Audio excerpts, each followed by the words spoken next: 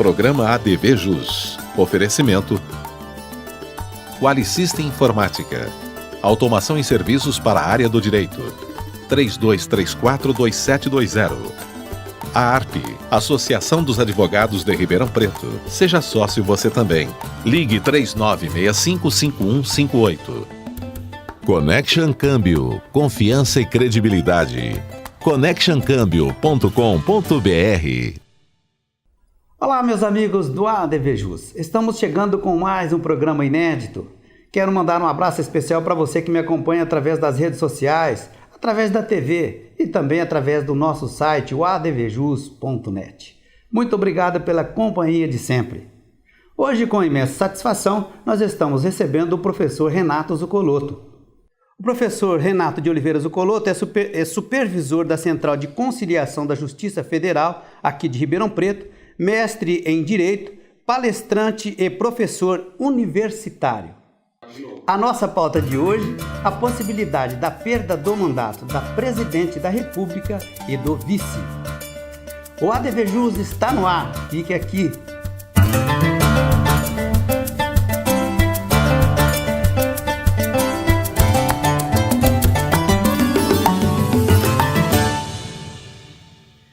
Professor, satisfação imensa em te receber aqui no ADV Jus. Muito obrigado pela sua presença.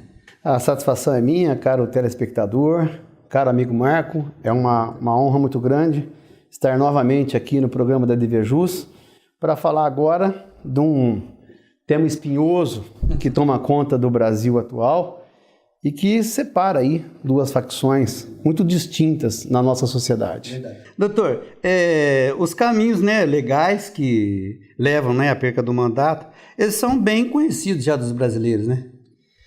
Sim, na nossa recente história democrática, com a abertura a partir da redemocratização, nós não vamos dizer que é a segunda hipótese, porque nós tivemos outras tentativas de impeachment de presidente que não foram bem sucedidas. Sim. A partir da redemocratização, nós tivemos aí algumas tentativas com relação a Fernando Henrique, com relação ao Itamar Franco, mas que vingaram realmente, que foram bem sucedidas no nosso Congresso Nacional, foi a do Fernando Collor de Mello e agora da presidente Dilma, que foi votada ontem na comissão da Câmara dos Deputados. Certo. Doutor, agora para a caracterização do impedimento, nós observamos aí que devem estar inseridos pressupostos legais, mas a questão política também pesa bastante, não é isso?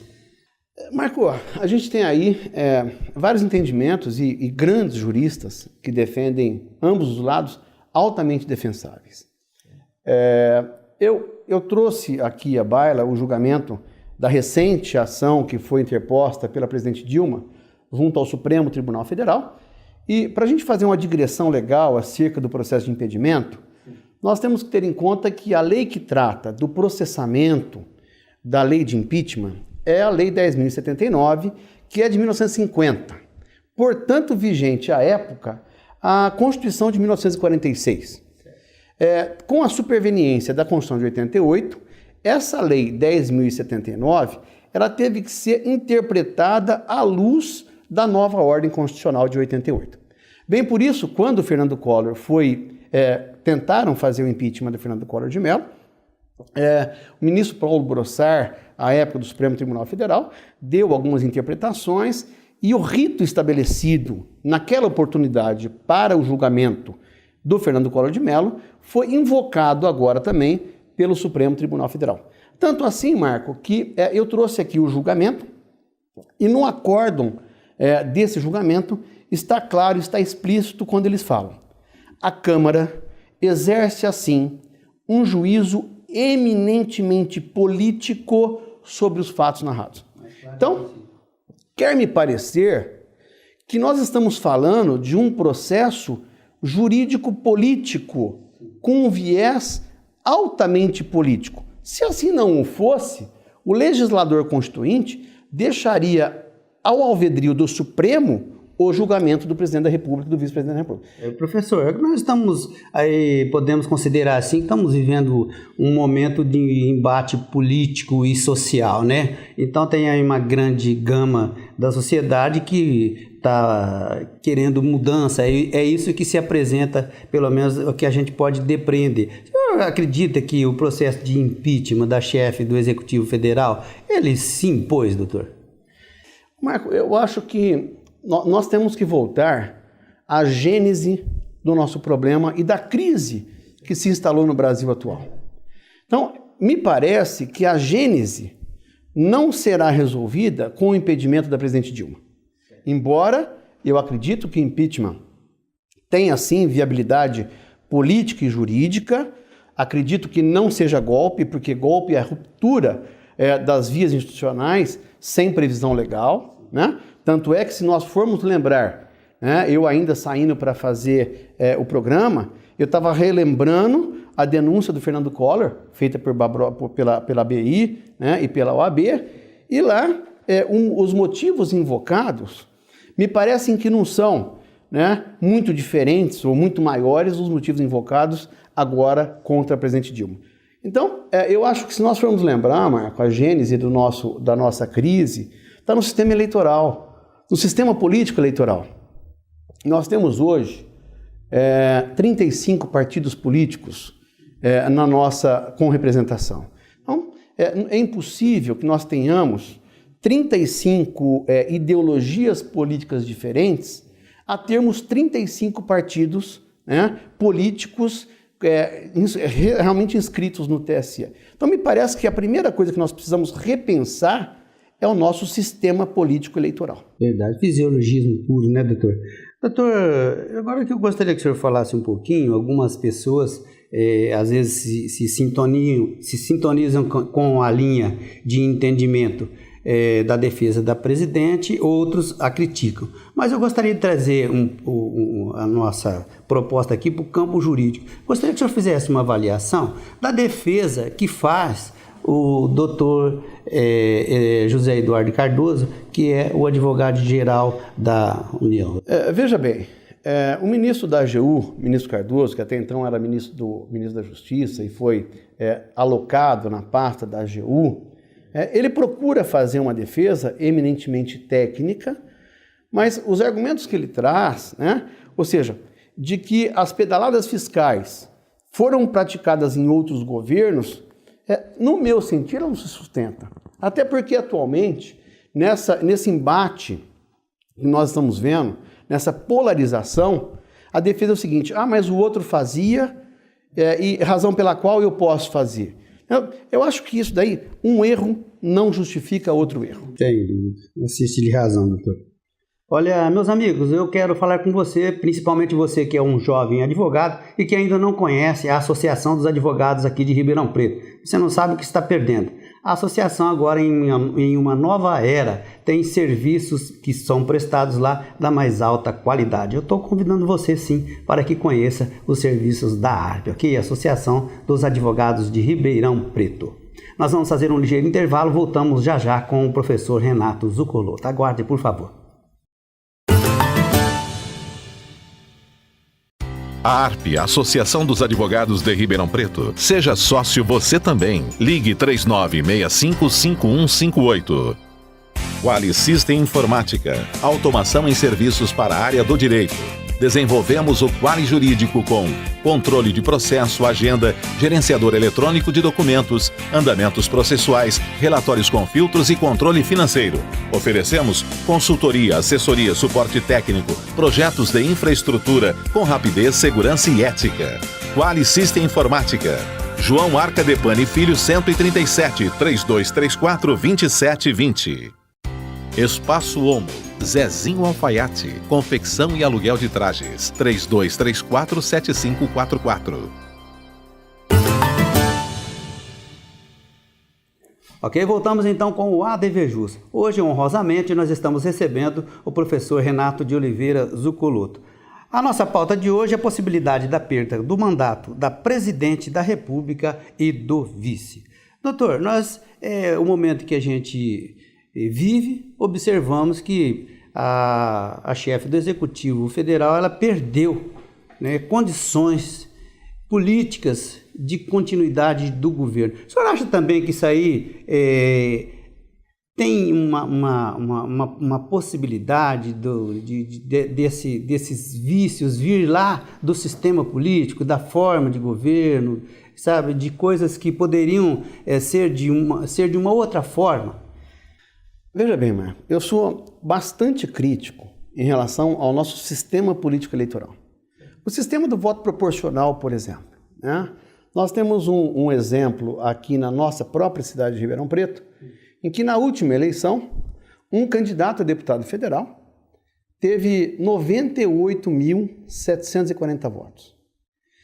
Ele hoje, no Congresso Nacional, na Câmara dos Deputados, tem 18 deputados menos votados que ele. Inclusive, o Fausto Pinato, que estava na comissão do impeachment, foi eleito com 22 mil votos. Ou seja, quase 1/5 da votação do vereador de Ribeirão Preto. Isso demonstra, Marco, que esse sistema político eleitoral nosso está falido.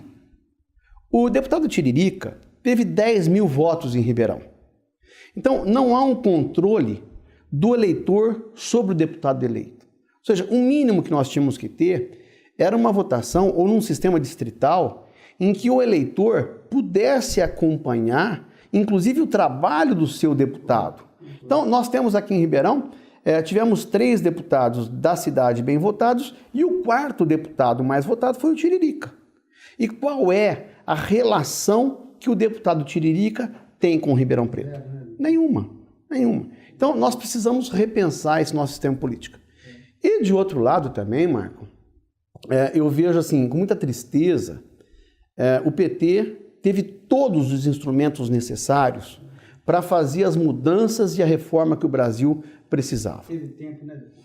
Ele teve tudo. O Lula, quando foi eleito pela primeira vez, ele tinha militância, ele tinha um apoio do apelo popular, ele tinha bons quadros junto ao partido dele, e o PT, nesse particular, ele se desviou do programa ético dele e ele fez uma aliança espúria com o PMDB, e agora ele está pagando caro por essa aliança que ele próprio fez, e agora ele vem falar que o Michel Temer está dando golpe, que ele está sendo um verdadeiro...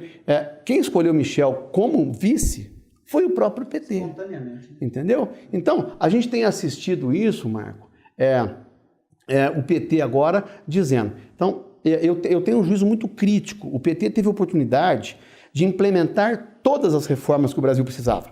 A política, a previdenciária, a fiscal, a tributária.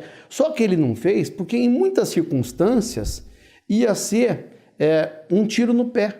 Porque ele ia perder o apoio da classe social que o elegeu. Então, ele preferiu fazer um governo populista sem essas reformas que eram necessárias, e isso, em determinado momento, vai estourar. E estourou agora no governo da Dilma.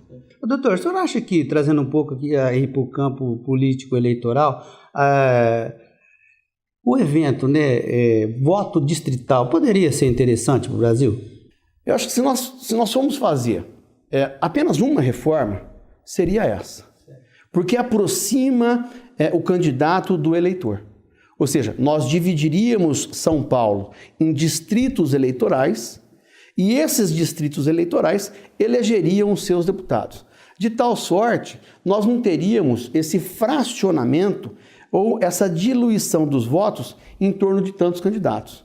E, em contrapartida, o próprio eleitor poderia acompanhar de uma maneira mais próxima o trabalho daquele que foi eleito por ele. Tá certo. Doutor, a expectativa é aí que, né, nós tenhamos nas próximas horas a confirmação ou não, né, da votação em plenário. O senhor acredita que a votação irá passar e, principalmente, o que pode se suceder, doutor? Olha, Marco, como eu já falei para você, eu acredito que o impeachment tem sim embasamento legal e, para mim, não é golpe.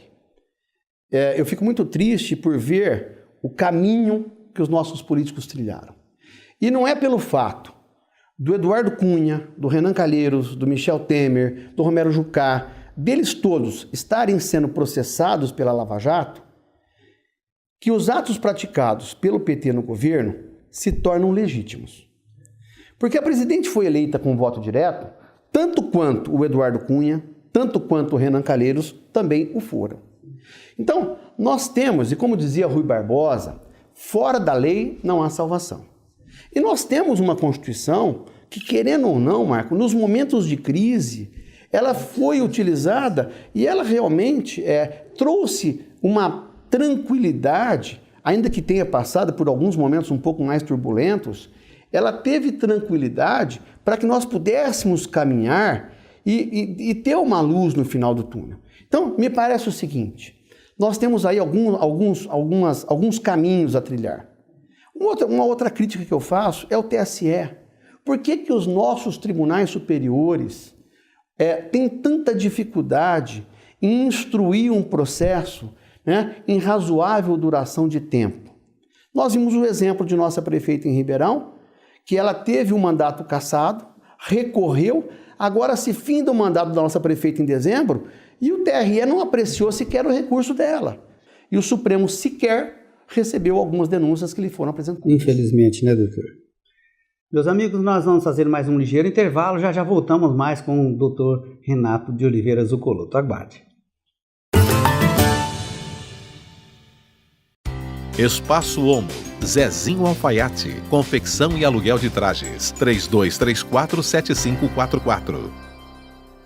Connection Câmbio, confiança e credibilidade.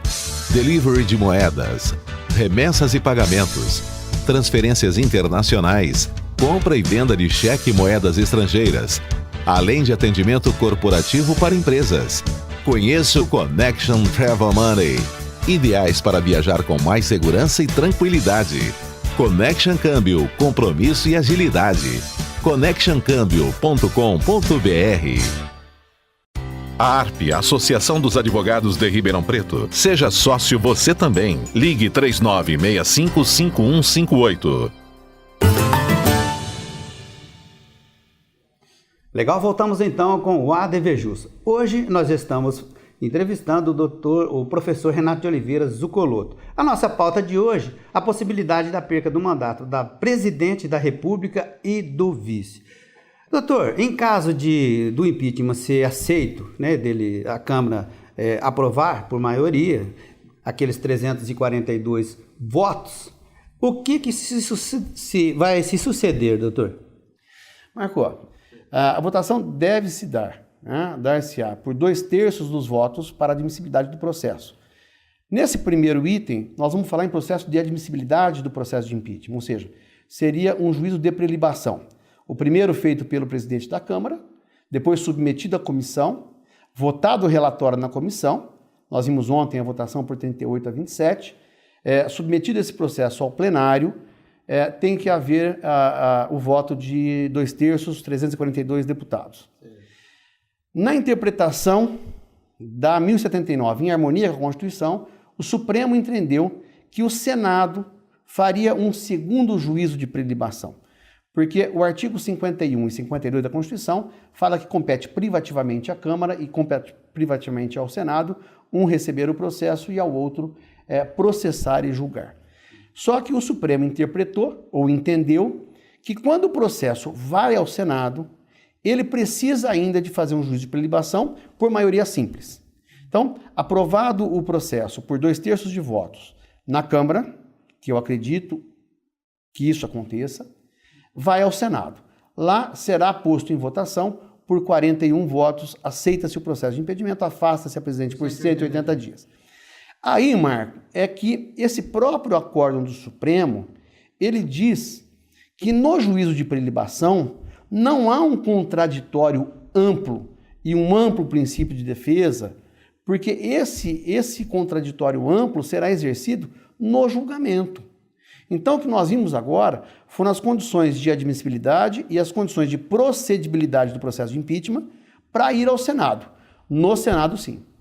E o ato final da instrução será, a exemplo do que acontece no Código de Processo Penal, o interrogatório da acusada. Então, haverá toda a instrução e ao final da instrução. E é interessante e peculiar também o julgamento, que há um componente diferencial, que é a presidência no Senado do presidente Lewandowski do Supremo.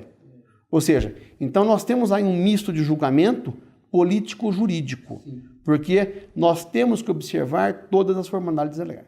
Então, superado esse prazo de 180 dias, absolvida a presidente, ela reassume o governo, né? E impedida, ela toca a vida dela e nós tocamos a nossa vida. Doutor, se aqui fosse o sistema parlamentarista, né, já teria sido talvez simplificado. O senhor acredita que esse talvez poderia ser aí um substituto um pouco mais feliz, vamos dizer assim, para não utilizar outra palavra? Infelizmente, Marco, nós tivemos um plebiscito e decidiu pelo presidencialismo. Decidiu-se pelo presidencialismo.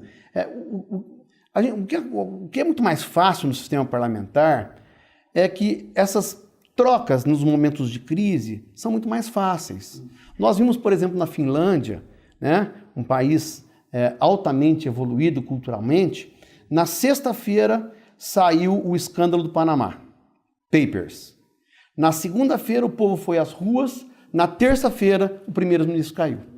Ou seja, então as crises são resolvidas com muito mais facilidade. Imagina se, por exemplo, Marco, aqui existe um verdadeiro aparelhamento do Estado, do primeiro, segundo, a gente está assistindo isso, né? Ou seja, está lá os deputados todos ocupando o cargo no primeiro escalão, como ministro, segundo escalão, terceiro. Então, cai o primeiro-ministro, vamos trocar todo o primeiro escalão, todo o segundo escalão, todo o terceiro escalão. Quer dizer, ele vai ficar 4 anos fazendo a troca e não vai acabar o governo dele. Então, infelizmente, foi vencido o parlamentarismo no plebiscito realizado, né? E a gente tem que tocar o barco com o presidencialismo. Mas eu volto a repetir, Marco, o que a gente tem assistido, hoje, inclusive, eu estava vendo o triste final da CPI dos fundos de pensão.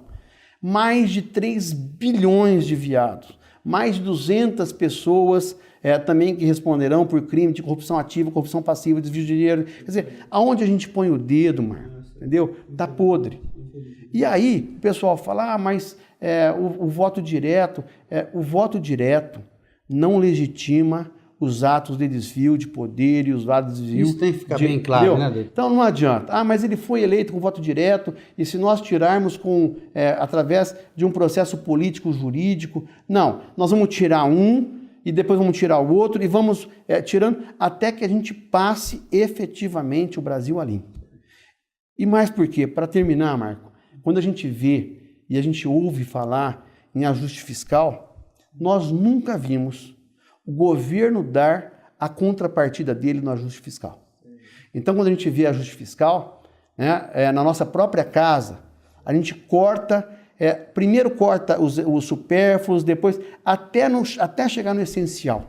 Né? A gente tira a carne de vaca da mesa, vai para o frango, depois vai para o mais barato, e a gente vai cortando e apaga a luz e desliga o ar-condicionado, e a gente vê um governo que gasta muito e que gasta mal. Nós temos visto hoje 39 ministérios. E os 39 ministérios, para poder comportar os 35 partidos, né, que existem atualmente no Brasil. É um absurdo, né? Doutor Renato, nós estamos chegando no finalzinho do nosso programa e o que a gente observa e acha muito interessante é o direito de manifestação, né? Mas eu gostaria que o senhor fizesse um breve comentário, aí em breves palavras, né? Que a gente pode depreender, né? Quando a gente vê manifestações feitas principalmente por quem tem ali o poder de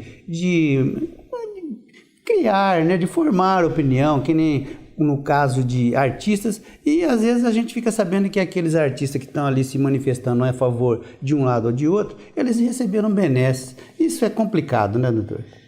Marco, a gente vê, e a gente pode sustentar que o PT tem uma coisa forte, que é os 20% de voto que o Lula tem hoje, é a militância dele, entendeu? Então falar que hoje o país está dividido, não está dividido. Hoje, se nós sairmos à rua, nós vamos ver que hoje o apelo popular pelo impedimento, e eu vou mais longe, Marco, não é pelo impedimento não, é para que a gente possa ter uma política pautada pela ética, pela moralidade. A população não aguenta mais ver esses desmandos e esses desvios. E a gente percebe que grande parte dessas pessoas que hoje apoiam o PT se beneficiaram de alguma maneira de leis de incentivos fiscais. A gente viu ontem na Cinelândia e eles falam, mas aquilo lá no Arco da Lapa, aquilo lá não é uma manifestação política, é pela defesa da democracia. Não. é uma manifestação política de defesa do presidente Lula. É isso que eles estão fazendo lá. E a gente tem que coibir essas manifestações que não são expressão da vontade popular. É o tal, não vou dizer, mas é o tal do pão com mortadela, é de pagar ali para ir lá. E aí, Marco, eu falo que é de um lado e de outro, ou seja, a manifestação ela tem que decorrer de uma vontade da população por mudança. Tá? E eu acho que o dia que nós tivermos essa vontade, essa manifestação da vontade popular, a gente começa a mudar um pouquinho. Ou seja, independente de defender o A, o B, eu acho que o Brasil tem que estar dividido, sim, em duas facções, honestos e desonestos. E que a gente possa limpar os desonestos da política. Porque senão nós não vamos chegar em lugar nenhum. Doutor, nós não podemos perder as esperanças, né? Nós chegamos no finalzinho do nosso programa. Eu quero te agradecer imensamente. O assunto ele é bastante extenso e nosso programa é curtinho. Muito obrigado pela sua presença conosco aqui, doutor. Obrigado você, Marco, pela oportunidade. Obrigado a DVJUS. Obrigado a você, caro telespectador. Eu acho que a gente avança na democracia quando a gente tem espaços democráticos para expor a nossa manifestação, expor o nosso pensamento e trazer ideias para que a gente possa, pelo menos, sonhar com um Brasil melhor. É isso mesmo. Olha, meus amigos, vocês podem novamente rever este programa com o professor Renato de Oliveira Zucoluto. É só você acessar o nosso site advjus.net. Inscreva-se em nosso canal do YouTube e tenha a seu dispor todo o conteúdo do nosso portal. youtube.com/advjus.net. Inscreva-se. Vamos ficando por aqui, prometemos voltar em breve com um programa inédito. Um forte abraço, até o próximo.